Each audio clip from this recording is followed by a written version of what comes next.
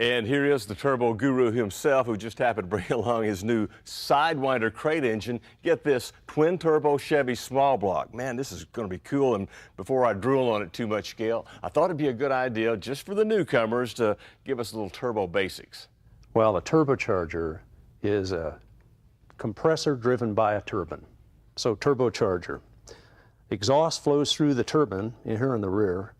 Up to about 100,000 RPM shaft speed is produced, sometimes well over that.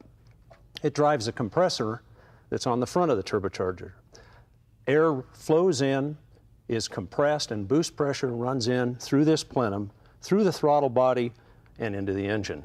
This particular setup has direct port fuel injection. Now, the turbocharger I found back when I started messing with them in the late 50s, early 60s, compared to blown engines I was building at the time, at the same boost, I'd have a horsepower advantage with a turbocharger.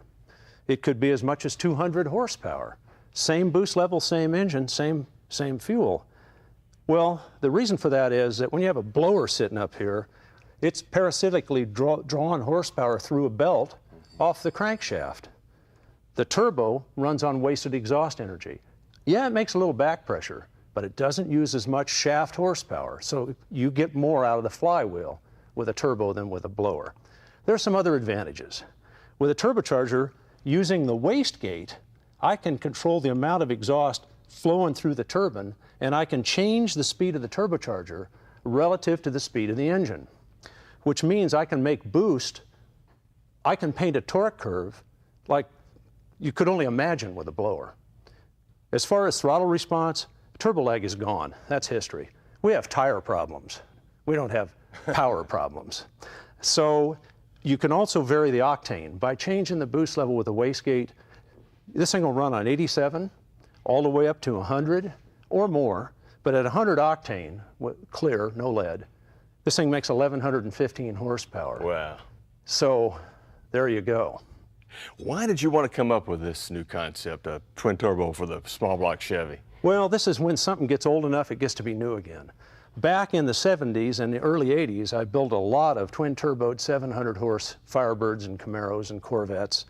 We had the first magazine test at over 200 miles an hour with a street machine. Then I got into diesel, and I've done a couple decades of doing diesel. Of course, there's turbos on those too, but no one stepped up. No one came out with a bolt-on, ready-to-go, 100,000-mile capable twin-turbo setup. So we built the engines as an example. A guy doesn't have to buy the engine. He just needs the turbocharging. There's millions of small block Chevys out there. Well, to make that kind of horsepower, Gail, you obviously had to make some changes to the inside of the engine. For example? Well, what you do with a supercharged engine or a turbocharged engine is you build a real rugged piece to start with. Camshaft, that's specific to turbocharging. Piston design for blown or supercharged or turbocharged engines has to be lower compression. This one that we build is the Banks blower piston, has a reverse deflector. It's down the hole here where you'd normally have a pop-up in a high compression, and quench area here, and this helps you prevent detonation. We also go over to the combustion chamber and we polish it out a bit to remove hot spots that could also lead to detonation.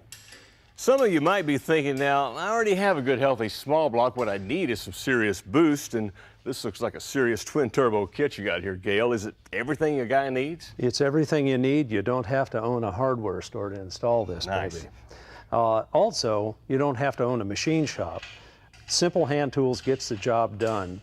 The kit resolves one big aftermarket turbo issue, and that's the exhaust manifolds.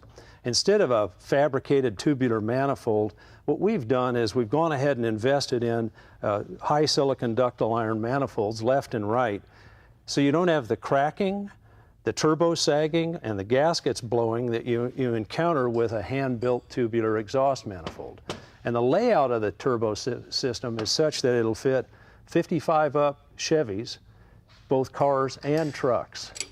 Well, we have to take a short break, but when we come back, Joe and I are going to take that turbo kit, put it on this small block, and even fire it up. I know you don't want to miss that. Well, it looks like we're ready to install the Banks turbo kit. Now, one of the most important things is you want to make sure you start off with a good electronic fuel injection system like the one we got from Excel DFI. We bolt each manifold on with the heat shield between the manifold and the cylinder head. With the studs installed, drop the gaskets and spacer over the manifold flange. Then install the turbo assembly to the manifold with the turbine outlet facing to the rear. Each one of these turbos is capable of flowing enough air for 560 horsepower. That means that the turbine and compressor are going to be spinning up to 100,000 RPMs, so oil supply to this center section is critical. Now we get that handled by first installing this elbow fitting, and from there a hard line that connects to a T-fitting for both turbochargers, and from it this braided line connects to the back of the block.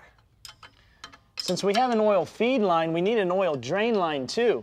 Now the kit comes with these two bungs that get welded to the oil pan, but we already have that covered, so let's get started on the wastegate. It controls the amount of boost delivered to the engine and installs just under the turbo here on the manifold. Now we can drop on this pressure chamber.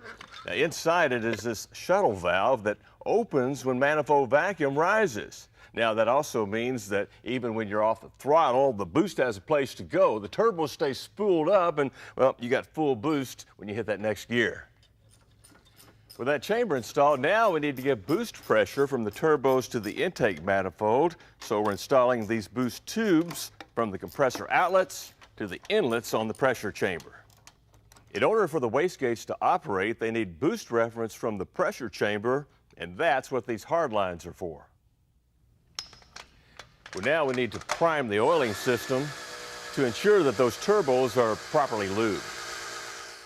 Then after installing the heat shields and exhaust pipes, we can bolt up this O2 sensor along with the distributor and wiring harness for our fuel injection system.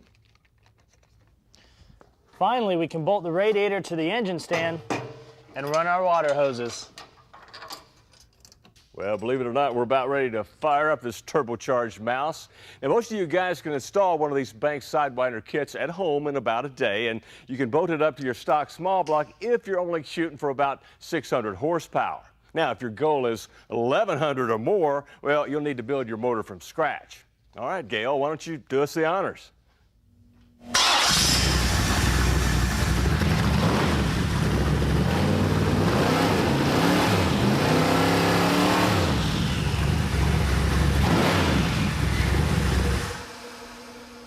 That's the sweetest sound we've heard here in a long time. Of course, you will need a 3-inch exhaust for maximum power, but whether you bolt on a kit or drop in a twin-turbo crate engine, what a way to save parts while you make some amazing horsepower and torque.